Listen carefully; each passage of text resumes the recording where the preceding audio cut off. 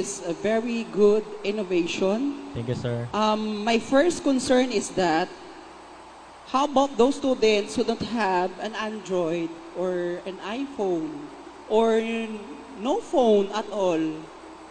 That's the one disadvantage, sir, as I have said earlier.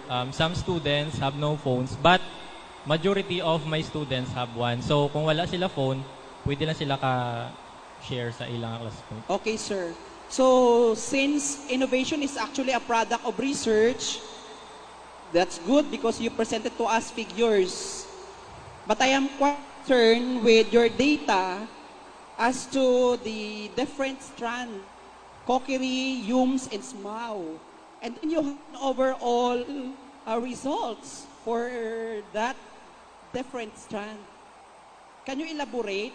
Nga agin combine ni mo, sir, ang tatlo ka strand and you have the overall result?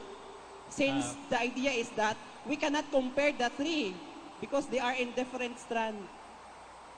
Okay? And another thing, sir, is that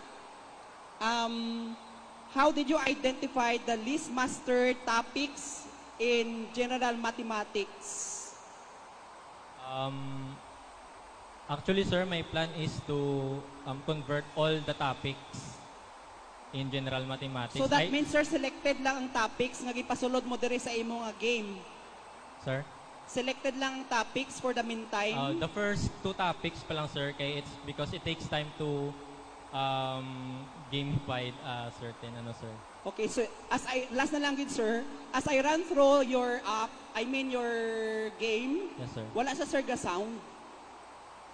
Or may sound gid man ni siya. May background music na Okay, sir. may background music siya. That is why I would like to relate the comment of, the suggestion of Dr. Bunganciso that you need to validate the develop app.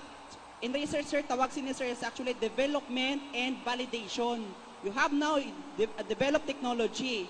Then you are going to validate it. Kay sila na, sir, makakita, sir, sang kung nami bang imong iobra nga app, and such, etc., etc. Because time will come that you will not be in the classroom anymore and you will be replaced by your developed app.